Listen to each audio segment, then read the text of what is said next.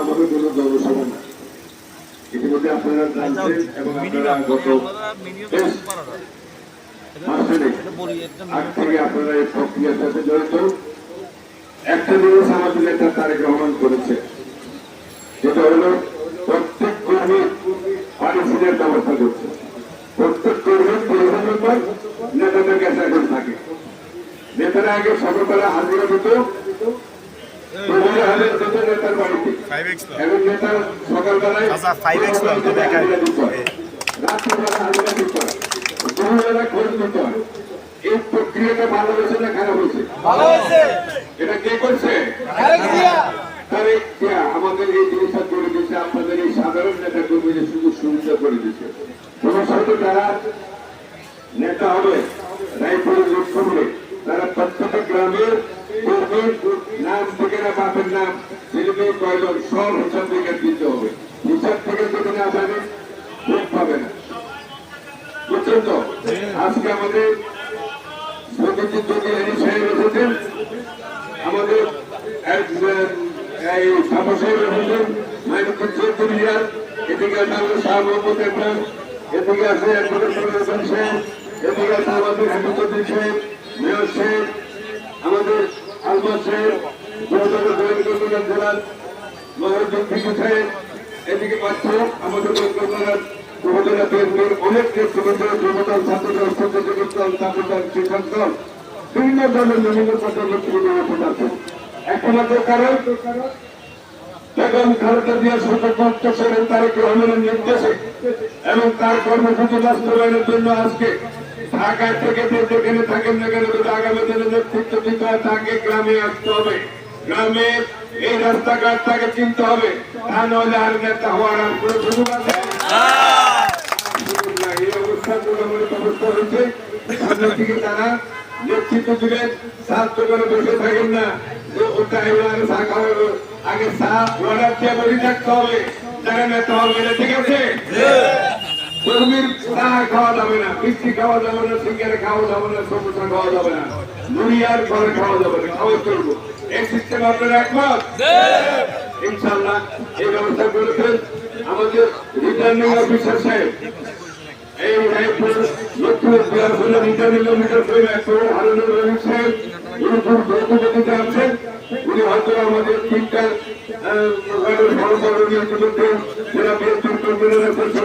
করেছেন, আমাদের সকলের নিকট সম্মান করে শেষ করবেন।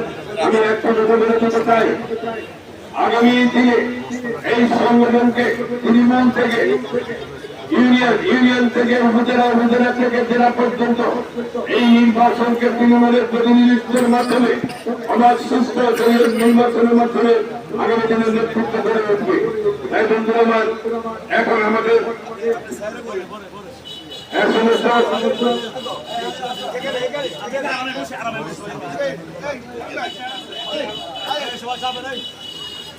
এখন একটি বিষয়, সেটা হচ্ছে ভোট প্রক্রিয়ার মাধ্যমে নেতৃত্ব আনবে।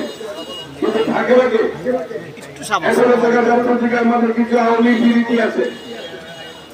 কোন অবস্থাতে বিগত দিনে আমাদের নেতা কর্মী তাদের দ্বারা নির্যাতিত হয়েছে, তাদের দ্বারা ক্ষতিগ্রস্ত হয়েছে, ব্যবসা বাণিজ্য ক্ষতিগ্রস্ত হয়েছে এবং স্বাভাবিক জীবনযাপন ক্ষেত্রে প্রতিবন্ধকতা সৃষ্টি করেছে। তাদেরকে দলে কোনো অবস্থাতে স্থান দেওয়া যাবে না। এইখানে তাকে প্রতিরোধ করতে হবে, কারণ এরা হলো বর্তমানে আপনারা দেখেন যে ক্ষমতায় আছে তত্ত্বাবধায়ক সরকার, কিন্তু দেশ পরিচালনা করছে আওয়ামী লীগের কাপড়ি বানানোর জন্য। এখনো থানায় ঘুষ খাচ্ছে, এখনো ইউএনও অফিসে ঘুষ খাচ্ছে, এখনো সিলিন্ডার অফিসে ঘুষ খাচ্ছে। ঘুষ বাণিজ্য আরো ঠিক হয়ে স্বাভাবিক কাজ করার জন্য, যেহেতু আমরা এখন ক্ষমতা আসেনি, এখন স্বাভাবিক পর্যায়ে একটা তত্ত্বাবধায়ক সরকার চলছে। এই জন্য আমরা আমাদের দাবি হচ্ছে দ্রুত সংস্কারের কাজ শেষ করে বিলম্বে গ্রহণ করুন। তা নাহলে বাংলাদেশের সমস্যার সৃষ্টি হচ্ছে, সরকার চলতেছে না। কারণ আমরা একত্রিত হওয়ার মাধ্যমে আগামী বাংলাদেশকে পরিচালনাকে কর্মসূচি দেওয়া হয়েছে। সেটাই আমরা বাস্তবায়ন করবো ইনশাআল্লাহ। আগামী দিনে যদি চেষ্টা কার্যক্রম বাংলাদেশের জনগণের ভোটের মাধ্যমে প্রধানমন্ত্রী বানাতে পারি। এই সমস্ত সংস্কার চলমান প্রক্রিয়া, এই সংস্কার দীর্ঘদিন চলতে পারে না। তাই আমাদের সকলকে সকল ষড়যন্ত্র চক্রান্ত আমাদের এই সংগঠনকে আমরা শক্তিশালী করতে পারি। যত ষড়যন্ত্র চক্রান্ত হোক, এবার বিএনপি রাজপথে সকল ষড়যন্ত্র চক্রান্তকে প্রতিরোধ করার জন্য আমরা ইনশাআল্লাহ সক্ষম।